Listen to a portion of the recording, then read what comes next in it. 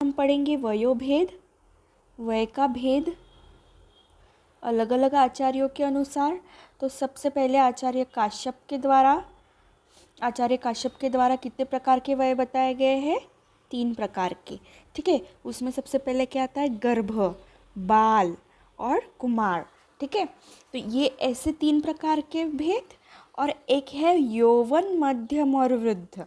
ऐसे 3 प्रकार के वय बताए हैं। ठीक है, ऐसा चार्ट बना लीजिएगा और ऐसे ही नोट्स प्रिपेयर करेंगे तो आपको अच्छे से लर्न होगा। गर्भ मतलब कौन सी वय? जब कंसेप्शन हो जाएगा उसके बाद से लेके डिलीवरी तक की वय, उसको क्या बोलेंगे हम? गर्भ। जिसको बोल सकते हैं मॉडर्न से कोरिलेट करके इंट्रा यूटेराइन लाइफ। फिर है बाल किसको बोलेंगे? शीरप अवस्था में, जब तक के बच्चा ब्रेस्ट फीडिंग पे है 1 ईयर तक के, उसको हम बोलेंगे बाल। और कुमार किसे कहेंगे? 1 to 16 ईयर्स तक के बच्चे को, जो शीरप अवस्था के बाद अन्नाद अवस्था में आया और वो प्रॉपर तरीके से रेगुलर डाइट ले रहा है 16 ईयर्स तक के, उसको हम क्या बोलेंगे? कुमार। ठीक है, अब यौवन किसे बोलेंगे? एडल्ट। ठीक है, यौवन मतलब एडल्ट। तो यौवन किसे बोलेंगे? 17 से 34 ईयर्स के बीच वालों को। मध्यम किसे बोलेंगे? 35 to 70 ईयर्स वालों को। और वृद्ध किसे बोलेंगे? आपको तो पता ही है, बूढ़े 70 के बाद ही होते हैं। ठीक है, मध्यम बस इतना याद रखना कि एडल्ट स्टेज हमारी कहाँ से स्टार्ट होती है? 18 के बाद से। तो अप्रोक्सीमेटली आप याद रखना कि काश्यप ने 17 से 34 बताई है। और मध्यम वय कब से स्टार्ट होती है? 35 से। देखो 35 से तो बेबी कंसीव करने में भी बहुत प्रॉब्लम्स आती है। तो मध्यम वय हम ऐसे याद रख सकते हैं कि जब हमारी मध्यम वय हो जाती है तो बहुत सारे कॉम्प्लिकेशंस आते हैं हमारी जो उसके पहले की लाइफ थी उससे कंपैरिजन में। इसलिए हम 35 के बाद टू 70 ईयर्स को मध्यम वय कहेंगे। ठीक है, चलिए अब है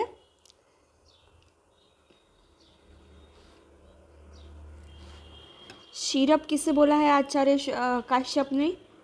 बाल अवस्था को, मतलब जो 1 साल का बच्चा है जो दूध पीता है। ठीक है, अन्नाद किसे बोला है? कौमार अवस्था को, मतलब 1 से 16 ईयर्स। ठीक है, और मैंने आपको बताई थी अप्रॉक्सीमेटली 16 या 17 ईयर्स के बाद से लेकर 34 ईयर्स तक के एडल्ट अकॉर्डिंग टू काश्यप। और फिर मध्यम है 35 to 70 तक। ठीक है, और वृद्ध है 17 के बाद। ठीक है, अब बताओ सीरप अवस्था में शीरप ये नाम से ही आपको पता चलेगा 1 साल तक दूध पीने वाला बच्चा। क्या है? 1 साल तक शीर पीने वाला बच्चा। ठीक है, अन्नाद से अन्न खाने वाला बच्चा। ठीक है, तो वय वर्गीकरण आएगा तो आप ऐसे लिख सकते हो अच्छे से यहाँ पे। ठीक है, अब है 16 से 34 ईयर्स में क्या होता है? हमारी एडल्ट स्टेज रहती है, हमारे सारे धातु इंक्रीज होते हैं, हम अच्छे से सत्व, बल, वीर्य, पराक्रम का अच्छे से प्रॉपर डेवलपमेंट होता है हमारे बॉडी में। ठीक है, मध्यम अवस्था में क्या होता है? स्थिरता की अवस्था। सारे तो हमारे बॉडी में सारे अंग धातु सब अच्छे से बन गए, अब क्या होगी? ये स्थिर हो जाएंगे। वो अवस्था क्या हो जाएगी? स्थिर। और वृद्ध अवस्था मतलब क्षय अवस्था। ठीक है, सुश्रुत ने 3 प्रकार के वय बताई है। बाल्य, मध्यम, वृद्धावस्था। सुश्रुत ने बाल्य अवस्था कब तक के बताई है? 16 वर्ष तक के। ठीक है, और मध्यम अवस्था 17 से 70। और काश्यप ने क्या बताई थी 17 से 70 के बीच में? बोलिए। 17 से 34 तक काश्यप ने बोला था यौवन। ठीक है, और क्या बोला था? 35 से 70 तक के क्या बोला था? मध्यम।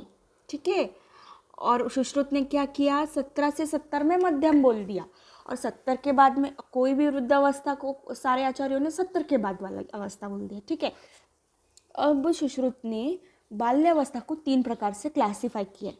16 वर्ष तक के बच्चे को 3 अवस्था में क्लासीफाई किया है सुश्रुत ने। एक होता है शीरप, शीर पीने वाला बच्चा, शीर अन्नाद मतलब दूध और अन्न दोनों खाने वाला बच्चा, मतलब 1 साल तक बच्चा शीरप, 1 से 2 साल तक शीर अन्न वाला, और पूरी तरीके से सॉलिड फूड पे आने वाला बच्चा 2 से 16 ईयर्स तक का। ठीक है, अब मैं आपको एक क्वेश्चन करती हूँ, आप मुझे उसका आंसर कमेंट्स में बताइएगा। आचार्य काश्यप ने फल प्राशन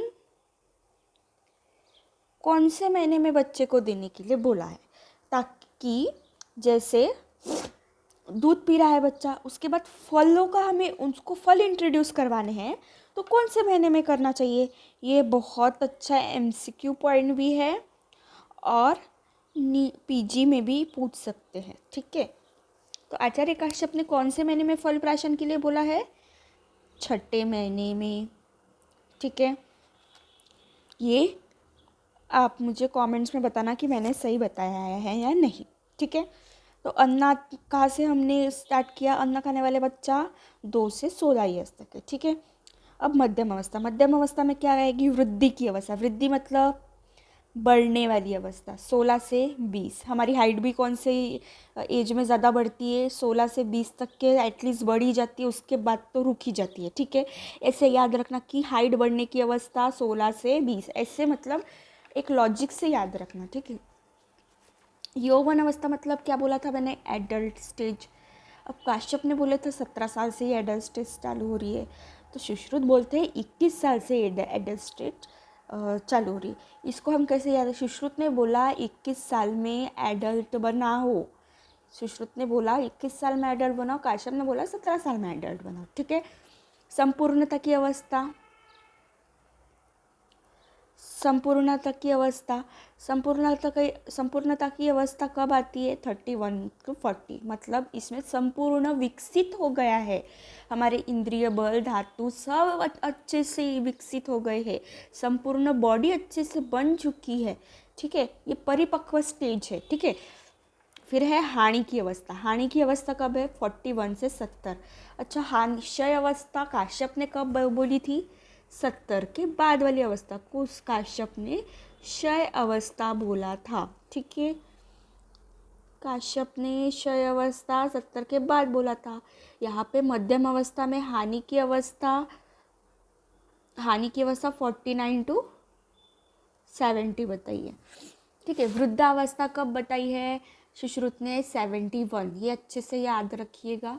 ठीक है, अभी वृद्धावस्था में होता क्या है, वायु अधिक बढ़ती है, क्षय होता है, किस किन चीज़ों का क्षय होता है, धातु, इंद्रिय बल, वीर्य, उत्साह, और कौन से बीमारियां होती है, काश, श्वास। तो बूढ़े लोग हमेशा खांसते और सर्दी जुकाम का त्रास ही होता है, उनको बहुत ज़्यादा दौर्बल्य रहता है, खा लेते मतलब सफ़ेद बाल होना, बाल गिरना, ये तो बूढ़े लोगों में होता ही है। ये कॉमन पॉइंट्स है, ये तो तुम लिख ही सकते हो। वायु आपको पता ही है, वृद्धावस्था में बात की ज़्यादा बीमारी होती है, वायु अधिक बढ़ती, क्षय होता है सब चीज़ों का, ये सब आप अच्छे से लिखिए लोग। सुश्रुत का समझ गया आप सबको, ऐसे ही टेबल प्रिपेयर करके ऐसे ही एग्जाम्स में प्रेजेंट करना। ठीक है, अब है चरक। चरक ने 3 प्रकार के बोले हैं, बाल, मध्य और जीर्ण। ठीक है, तो पहले उसने बर्थ से लेके मतलब जन्म से लेके 30 इयर्स तक के उसने क्या बोला है, बाल अवस्था। किसने, चरक ने। ठीक है, मध्यम अवस्था कितनी बोली है, 30 to 60, किसने बोली है, चरक ने। जीर्ण अवस्था कितनी बोली, 60 to 100। अब ठीक है, अब मैं आपको एक रिकॉल करती हूँ, चलो बताओ बाल अवस्था काश्यप ने कितनी बोली थी, कौन सी अवस्था को बाल अवस्था काश्यप ने बोला था, आप कमेंट में मुझे बताइएगा। ठीक है, चलो हम एक बार रिवाइज करते। बाल अवस्था काश्यप ने किसको बोला था, शीरप को, 1 साल तक के बच्चे को। सुश्रुत ने बाल अवस्था 16 वर्ष के बच्चे को। ठीक है, तो चरक ने कौन से इसमें बोला था, बाल अवस्था 30 ईयर्स तक के। ठीक है, तो हम रिवाइज कैसे, ऐसे ही रिवाइज कंपेयर करके करते जाना। जैसे काश्यप ने हमने अभी देखा, कहा क्या बोला, बाल अवस्था को 1 ईयर तक, सुश्रुत ने क्या बोला? 16 साल तक के। और हमारे चरक जी ने बोला 30 साल तक के बाल अवस्था रहती है। ठीक है, अब सब मुझे बताएंगे कि आप चरक के अनुसार कौन सी अवस्था में आते हैं, बाल अवस्था में आते हैं या मध्यम अवस्था में आते हैं। ठीक है, मुझे कमेंट्स में लिख देना। फिर है मध्यम अवस्था। मध्यम अवस्था है 30 से 60 साल। किसने बोला है? चरक ने। मध्यम अवस्था सुश्रुत ने कब बोली थी? याद है आपको? मध्यम अवस्था कब बोली थी सुश्रुत ने? कमेंट्स में लिखिए। 17 से 70 के बीच मध्यम अवस्था बोली थी। और काश्यप ने मध्यम अवस्था कितनी बोली थी? काश्यप ने बोली थी, सोचिए आप सोचिए, मैं रुक रही हूँ, क्यों पॉज ले रही हूँ? क्योंकि आप सोचो कितनी बोली थी मध्यम अवस्था? 35 to 70। ठीक है, मध्यम अवस्था। और चरक ने कितनी बोली है? सॉरी, सुश्रुत ने, सोचिए, 17 से 70। और चरक ने डायरेक्ट डबल बोल दी, 30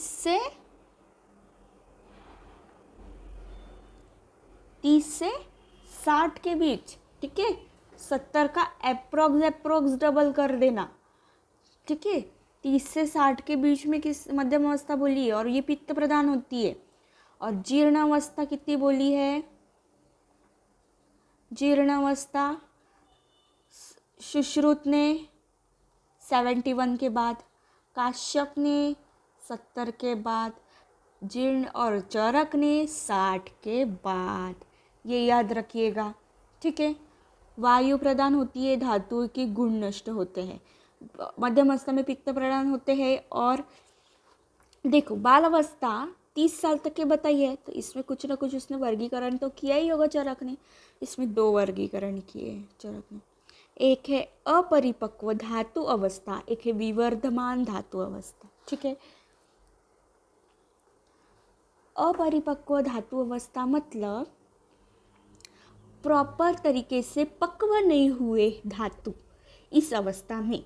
जैसे बर्थ से लेके सेक्सुअल कैरेक्टर डेवलप होने तक के, मतलब प्यूबर्टी तक के प्रॉपर डेवलप हुआ है कि नहीं हुआ है। बर्थ से लेके 16 ईयर्स तक के। और इसमें कफ की प्रधानता रहती है। अपरिपक्व धातु अवस्था ये पूछ सकता है आपको कब से कब तक रहती है?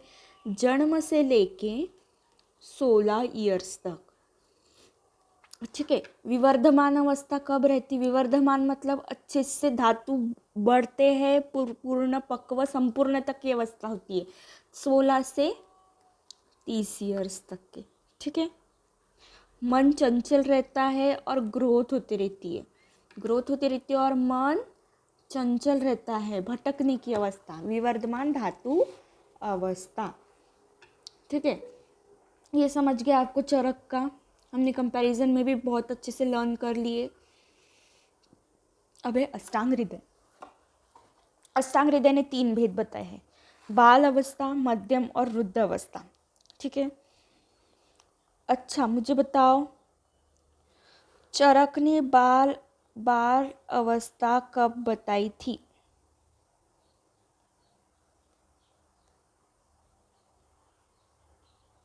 चरक ने बाल अवस्था कब बताई थी?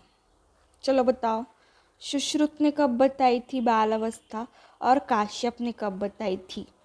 ये आपको फिर से रिवाइज करना है जब जब बाल अवस्था का नाम आएगा। तो रुद्र भागवत ने 16 वर्ष तक के बताई थी, और लघु बागभट्ट ने भी 16 वर्ष तक के बताई है। ठीक है, बाल अवस्था के 3 भेद किए हैं रुद्र बागभट्ट ने और लघु बागभट्ट ने। ठीक है, कौन से? स्तन्यवृत्ता, आहारवृत्ता, उभयवृत्ता, शीराद, अन्नाद, शीरन्नाद। ठीक है, शीराद मतलब दूध पीने वाला बच्चा, अन्नाद मतलब अन्न खाने वाला बच्चा, शीरन्नाद मतलब शीर प्लस अन्न खाने वाला बच्चा। ठीक है, ये कौन से लघु बागभट्ट के अनुसार 16 वर्ष तक के ये बाल्यावस्था रहेगी। ठीक है, और वृद्ध वाग्भट के अनुसार 16 अवस्था के स्तन्यवृत्ता मतलब स्तनपान करने वाला, आहार वृत्ता अन्न खाने वाला, उभय वृत्ता मतलब आहार और स्तन्य सेम मीनिंग है, बस नाम डिफरेंट दिए। ठीक है, समझ गया आप लोगों को। चलिए अब देखते हैं मध्यम अवस्था कब बताई।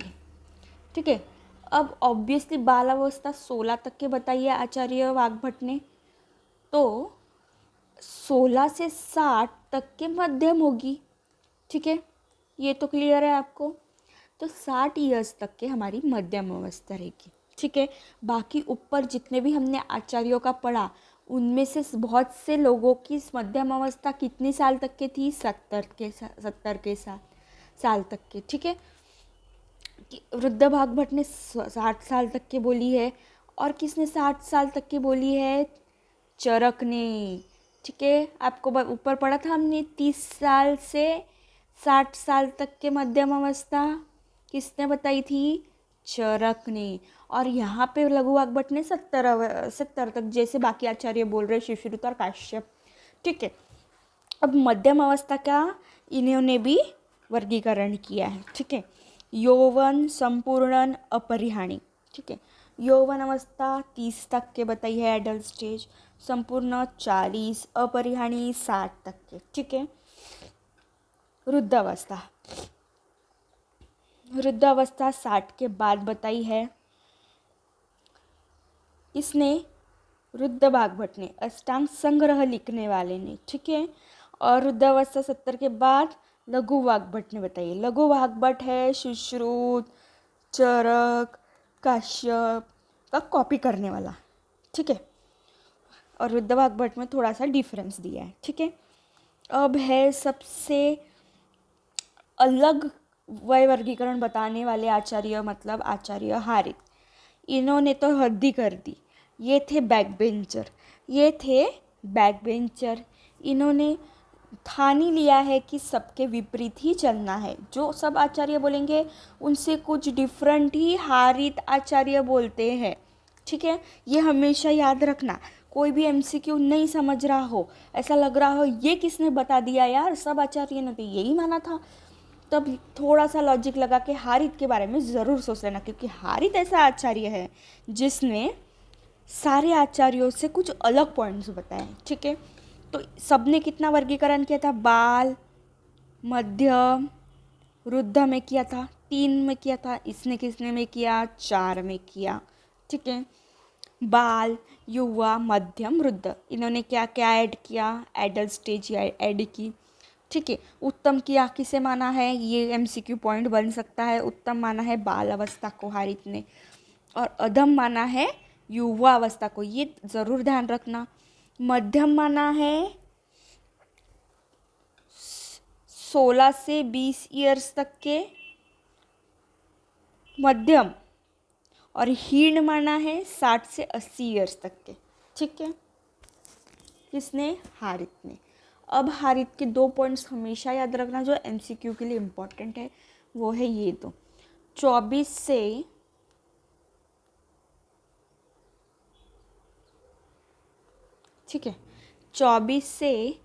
37 ईयर्स तक के स्त्री पूर्ण वय वाली होती है। उत्तम वय होती है 24 से 37 ईयर्स हारित के अकॉर्डिंग। किसकी, हम विमेंस की। 27 से 50 ईयर्स की निरोगी ब्रह्मचारी व्यक्ति उत्तम। ठीक है, ये इसको उत्तम वय बोला गया है इसके हारित में। 27 से 50। फिर है स्त्री आयु विभाजन। ये आपको पूछ सकते हैं कि स्त्री आयु विभाजन का वर्णन किस आचार्य ने किया है, तो वो हारित आचार्य ने किया है। ठीक है, इसमें उन्होंने स्त्री को बाला, मुग्धा, प्रौढ़ा, प्रगल्भा, बाला, मुग्धा, प्रौढ़ा, प्रगल्भा। ठीक है, 5 वर्ष की आयु तक के उन्होंने क्या बोला है, बाला। 6 वर्ष से 11 वर्ष की आयु तक के मुग्धा। ठीक है, 12 वर्ष की आयु तक, 12 वर्ष के अंदर जो भी आएगा उससे बाला, और 13 से 19 वाली मुग्धा, ठीक है। प्रोढ़ा 20 से 28, जिसमें हम अपनी डिग्री और जॉब की स्टडीज़ करते हैं, वो हमारी अवस्था है प्रोढ़ा। और प्रगल्भावस्था 28 से 41, जो हमारी फैमिली लाइफ होती है वो होती है 28 से 41, प्रगल्भावस्था स्त्री की, ठीक है। आचार्य भाव प्रकाश मतानुसार, अब भाव प्रकाश अलग चलने वाले आचार्य है क्या? नहीं। अलग चलने वाला कौन है? हारित। हारित ने कितने भेद बताए हैं भाई के? 4, ठीक है। भाव प्रकाश ने बोले हैं 3, बाल्य, मध्य, वृद्ध। बाल्यावस्था 16 वर्ष तक की, जिसमें श्लेष्म की वृद्धि होती है। दुग्धाशी, शीरात को उसने एक दूसरा नाम देके दुग्धाशी बोल दिया कि दूध पीने वाला 1 वर्ष तक का बच्चा। दुग्धन्नाशी मतलब 2 वर्ष तक का बच्चा जो दूध और अन्न दोनों पीता है, ठीक है। ये किसने बताया है? भाव प्रकाश में। दुग्धन्नाशी 2 वर्ष तक की अवधि है वो दुग्ध अन्न का सेवन। अन्नाशी जो 16 वर्ष की अवधि तक केवल अन्न का सेवन करता है, ठीक है। अब मध्यम अवस्था कितनी बोली है भाव प्रकाश ने? 16 से 70 अवस्था, ठीक है। हमारे काश्यप ने कितनी बोली थी? 35 to 70 ईयर्स बोली थी, ठीक है। चरक ने 30 to 60 ईयर्स बोली थी, ठीक है। इतना याद है ना सबको? ठीक है। अब है मध्यम अवस्था अकॉर्डिंग टू भाव प्रकाश, ठीक है। भाव प्रकाश में पहले वृद्धि की अवस्था, हाइट बढ़ने की अवस्था से याद रखना 20 साल तक के, युवा 30 साल तक के, पूर्णावस्था 40 साल, क्षीण अवस्था 70 के बाद। मैंने आपको बताई थी क्षीण, जीर्ण, वृद्ध, ये अवस्था कौन सी है? 70 के बाद वाली, ठीक है। वृद्ध अवस्था 70 से ऊपर वाली अवस्था होती है। इन्होंने भी स्त्रियों में वय वर्गीकरण दिया है। उन्होंने क्या दिया था हारित ने? चलो याद करो। हारित ने बोला था बाला, मुग्धा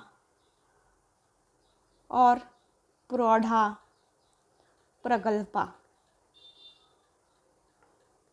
ठीक है। किसने बोला था? हारित ने। भाव प्रकाश ने क्या बोला? बाला, तरुणी, प्रौढ़ा, वृद्धा।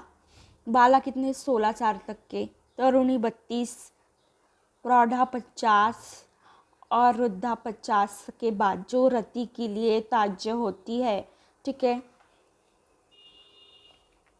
आचार्य पाराशर मतानुसार, आचार्य पाराशर ने कितनी बोली है? गौरी, रोहिणी, कन्या, रजस्वला, स्त्रियों की वय वर्गीकरण आचार्य पाराशर ने भी किया है, हारित ने भी किया है, भाव प्रकाश ने भी किया है, ठीक है। भाव प्रकाश ने क्या बोला है अलग से? तरुणी, वृद्धा, ठीक है। पाराशर ने गौरी, रोहिणी, कन्या, रजस्वला, ठीक है। गौरी, रोहिणी, कन्या, रजस्वला। गौरी किसको बोला है? 8 साल तक की, रोहिणी 9 वर्ष तक की, कन्या 10 वर्ष तक और रजस्वला 10 के उपरांत, ठीक है। ये वाला श्लोक हो सके तो याद कर लेना, पूछ सकते हैं या एमसीक्यू में आ सकता है, ठीक है। तो thank you, please subscribe my channel. मैं आपको ऐसे ही नोट्स के द्वारा अच्छे से प्रॉपर तरीके से लिखना कैसा है, पढ़ना कैसा है, ये सब मैं टाइम टू टाइम आपको एक्सप्लेन करते जाऊंगी। Please subscribe to my channel. और आपको अगर मेरी वीडियो पसंद आई तो इसे लाइक कीजिए और शेयर कीजिए। Thank you.